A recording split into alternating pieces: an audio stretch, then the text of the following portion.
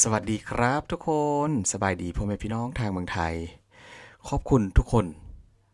ทุกครั้งนะที่ว่าเข้ามาชมคลิปข้องคุณพิมพ์ขอบคุณจริงๆทุกคนขอบคุณพี่น้องชาวไทยที่เข้ามาชมคลิปข้องซ่องคุณพิมพ์กับการนำเสนอเรื่องราวที่ว่าเกิดขึ้นอยู่ที่ประเทศไทยนะทุกคนทุกๆเหตุการณ์ทุกๆอย่างเกี่ยวกับเมืองไทยว่าพิมพ์ก็ข้อเป็นอีกช่องทางหนึ่งช่องทางเล็กๆน้อยๆในการนำเสนอในมุมมองของบ่พิมพ์นะทุกคนทุกคน สิ่งที่หลายคนได้เบิ่งแล้วรู้สึกว่าคนไทยเข้ารักกันขนาดไหนคนไทยเข้าไม่ทอดทิ้งกัน เพราะว่าคลิปต่อไปนี้ทุกคนใครเห็นก็น้ำตาจะไหลเพราะว่ายังคนไทยช่วยเหลือกันจนถึงวินาทีสุดท้ายจริงๆทุกคนคลิปนี้ว่าพิมพ์ได้ไปรวบรวมมาบ่อยากให้ทุกคนพลาดบ่อยากให้ FC ทุกคนพลาดคนเก่าและคนใหม่ที่เข้ามานะทุกคนอยากให้เบิ่งไปนำบ่พิมพ์เพราะว่าบ่พิมพ์เชื่อว่าคลิปที่บ่พิมพ์มาให้เบิ่งในมื้อนี้น้อยคนสุดที่จะได้เห็น กับการช่วยเหลือคนไทยด้วยกันในช่วงที่ว่า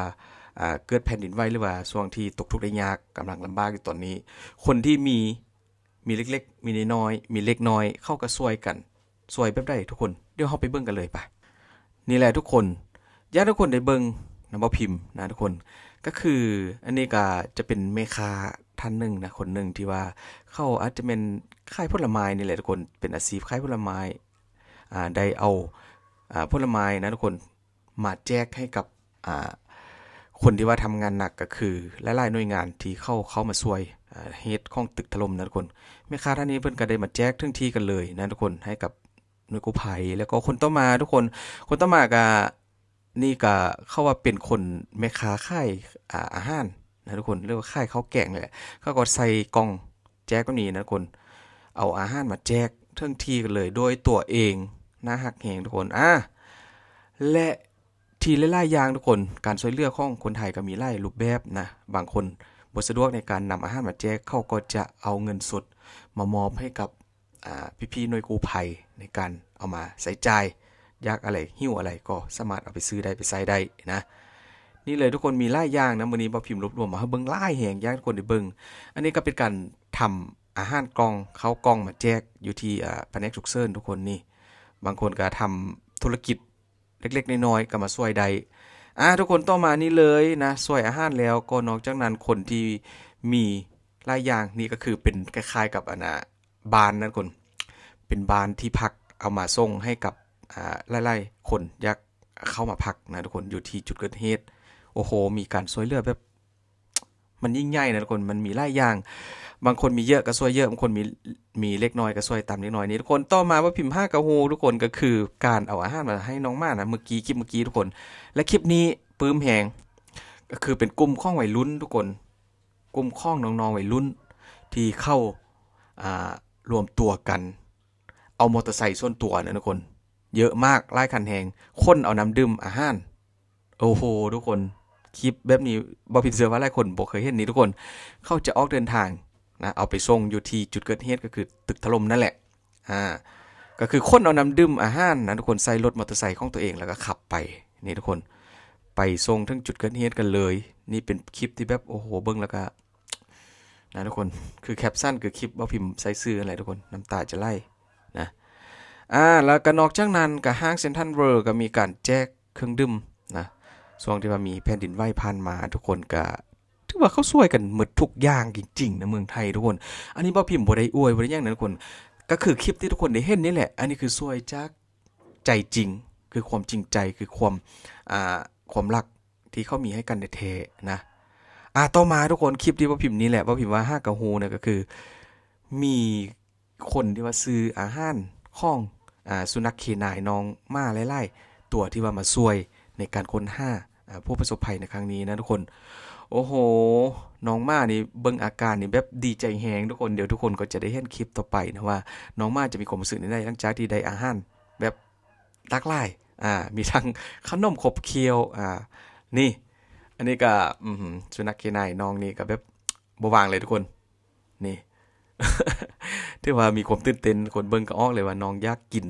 น้องคงจะแบบอยากลองนะอยากกินอาหารใหม่ๆที่ว่ามีพี่น้องชาวไทยคนที่ว่ารักสุนัขหลักๆนะทุกคนที่มามอบให้ก็แกะให้น้องกินเลยนะโอ้โหน่าฮักแหงทุกคนนี่ เป็นภาพที่ว่าเบิ่งไปแล้วก็ยิ้มไปมีความสุขไปทุกคนสังเกตว่าป้าของน้องคาบอาหารบ่ว่างเลยนะอันนี้ก็มาอีกแล้วทุกคนนะคลิปกับการเอาอาหารมาให้น้องสุนัขเคนายสุนัขที่ว่าเก่งที่สุดของเมืองไทยในตอนนี้หลังจากที่ทำการค้นหาผู้ประสบภัยเหนื่อยแล้วก็มีกรงนะทุกคนมีกรงของน้องสุนัขเคนายแล้วก็เขียนชื่อใส่นี่ชื่อว่าเคนายนวลใช่ไหมน้องนวลก็ถือว่ามีการเปิดแอร์ให้อีกนะทุกคนมือกี้หลายคนจะสังเกตเห็นว่ามีแอร์ตั้งอยู่ด้านหน้านะน่าจะเป็นแอร์หรือพัดลมไอ้น้ำนี่แหละที่ว่าเปิดให้กับน้องสุนัขแต่ละตัวให้มีความเย็นผ่อนคลายเวลาพักผ่อนนี่ขอบคุณพี่กันจอมพลังนะป้าพิมพ์กับเป็น FC ของพี่กันจอมพลังอยู่ทุกคนติดตามทุกช่องทางกันเลยขออนุญาตคลิปของพี่กันนะทุกคนก็คือนี่ก็มี FC ของพี่กันที่ว่าเพิ่นส่ง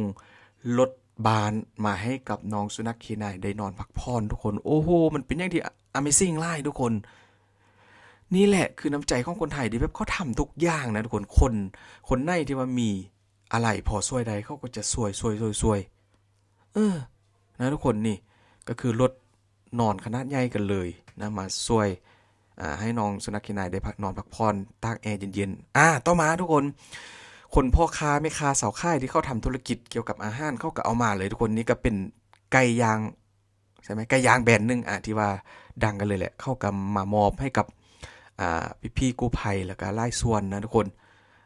ให้พี่บุ้มประดัดดาได้มีการแจกทุกคนนี่เป็นไก่ย่างที่โอ้โหแพ็กเกจแบบดีกันเลยนะทุกคนคงจะอร่อยมากๆนี่ตอนแจกกับพี่บุ้มประดัดดาเพิ่นกับเป็นคนแจกโดยตัวเองแล้วก็ประกาศเรียกให้คนมารับเอาไก่ย่างอร่อยๆร้อนๆนะกับน้ำจิ้มแซ่บๆไปกินให้อิ่มท้องเป็นภาพที่เห็นแล้วน้ำตาจะไหลจริงๆนะทุกคนเขาช่วยกันทุกอย่างต่อมานะก็คือผู้ว่ากทมก็คือคุณสัตย์ชาตินะทุกคนเพิ่นก็ได้ประจำอยู่โอ้โหดึกกันเลยทุกคนคลิปนึงมาพิมพ์ไปเห็นตีหนึ่งตีสองแล้วท่านสัตย์ชาติเพิ่นก็ยังบ่หลับบ่นอนนะเพราะว่าเพิ่นเป็นห่วงทุกคนที่ว่าติดอยู่ในนั้นนี่ต่อมานี่ก็เป็นอีกตึมบริษัทนึงทุกคนที่เข้าได้รวมพนักงานแล้วก็ทำอาหารใส่กล่องไปแจกให้กับคนที่ว่าทำงานหนักอยู่ในตึกถล่มนะทุกคนก็ถือว่าทำหลายอย่างเลยทั้งข้องข่าวข้องว่านนี่ก็คือแสดงถึงความมีน้ำใจทุกอย่างทุกส่วนของเมืองไทยก็คือทั้งเป็นครอบครัวนี้ทุกคนคลิปนี้พอพิมพ์ไปเห็นแล้วโอ้โหนี่เป็นครอบครัวเล็กๆนะทุกคนแต่ว่าเข้ารวมกันทำอาหารอยู่บ้านของตัวเองเพื่อจะนำไปแจกยายให้กับคนที่ว่าช่วยตึกถล่มในครั้งนี้นี่ทุกคนนี่ก็เป็นอีกตึมคนหนึ่งก็คือวัยรุ่นนั่นทุกคนเขาทำอาหารกล่องโดยตัวเองแล้วที่น่าชื่นชมก็คือนี่เลยทุกคนเข้าเอารถมอเตอร์ไซค์ของตัวเองนะทุกคนเมื่อกี้เลย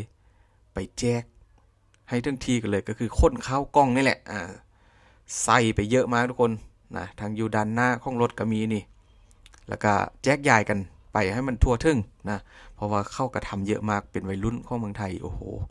จิตใจนี่แบบสุดยอดไล่ทุกคนบาบิมข้อนับถือแต่ละคนมีน้อยก็ช่วยน้อยคนมีเยอะก็ช่วยเยอะไล่คนช่วยกับเป็นน้ำใจมหาศาลมาอีกตึมครอบครัวนึงคนครอบครัวนี้เขาก็ทำอาหารเหมือนกันนี่แหละคือสิ่งที่ป้าพิมพ์เบิ่งแล้วรู้สึกปลื้มใจแทนทุกคนข้อชื่นชมจริงๆนะหลักๆก็เป็นแบบครอบครัวเล็กๆที่ว่าเขาช่วยกันเองทำอาหารเองอยู่บ้านแล้วก็เอาไปส่งไปแจ้งนะทุกคนนี่ถึงค่ำกันเลยแต่ละคนที่ว่าเขาทำนะทุกคนแพ็คใส่กล่องมีทั้งเขาช่วย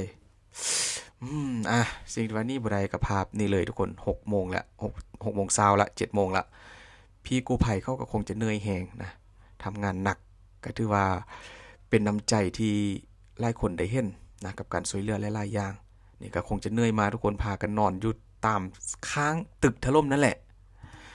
โอ้โหทุกคนนะนี่คือสิ่งที่หลายคนเห็นแล้วน้ำตาจะไหลคือกับป้าพิมพ์ป้าพิมพ์ได้ไปเห็นคลิปแล้วโอ้โหการช่วยเหลือของแต่ละคนไทยบอกว่าจะเป็นภาครัฐเอกชนส่วนตัวครอบครัวกลุ่มเพื่อนวัยรุ่นทุกคนเข้าช่วยกันจริงๆคนละเล็กคนละน้อยคนละไม้คนละมือเกิดเป็นน้ำใจมหาศาลล้นประเทศไทยนี่คือคำที่ว่าคนไทยไม่ทิ้งกันคำนี้ใส่ได้จริงๆแล้วก็ใส่ได้มาตลอดทุกคนในช่วงเหตุการณ์หลายๆที่เกิดขึ้นอยู่ที่เมืองไทยในแต่ละครั้ง นี่คือคนไทยไม่ทิมกันว่าพิมพ์กาเว้าเลยว่าภาพแบบนี้การช่วยเหลือแบบนี้นะทุกคนมีเพียงหนึ่งเดียวในโลกก็คือมีเพียงประเทศไทยเท่านั้นที่ว่าคนไทยก็ช่วยกันเองและเป็นการช่วยแบบส่วนตัวนี่เยอะมากทุกคนทั้งคนดังคนมีชื่อเสียงคนธรรมดาพ่อค้าแม่ค้าสาวค่ายเขามีเท่าไหร่เขาก็จะช่วยเท่านั้นช่วยหลายคนยิ่งได้หลายนะทุกคนภาพเดียวที่ว่าเกิดขึ้นอยู่ที่เมืองไทยก็คือการช่วยเหลือแบบนี้แหละทุกคนนะมีเพียงหนึ่งเดียวในโลกบ่พิมพ์เชื่อว่าแบบนั้นนะทุกคนขอบคุณจริงๆทุกคนว่าพิมพ์ยิ่งทำคลิปแบบนี้ก็รู้สึกตื่นตันแทนอันนี้คือความรู้สึกของว่าพิมพ์จริงๆทุกคนตื่นตันแทนคนไทยที่ว่าโชคดีนะในการช่วยเหลือแต่ละครั้งช่วยกันเองช่วยทุกอย่างเท่าที่มีขอบคุณจริงๆทุกคนขอให้ทุกคนโชคดีแล้วก็ขอให้คนไทยหลายๆคนที่ว่ามีน้ำใจในการช่วยเหลือเหตุการณ์ในครั้งนี้ก็ขอให้ทุกคนสุขภาพร่างกายแข็งแรงลำๆรวยๆทุกคนนะทึกห้อยรวยเบอร์ทำมาหากินกะให้มันปังๆรวยๆกันไปก้าวหน้านะทุกคนขอบคุณหลายๆเด้อ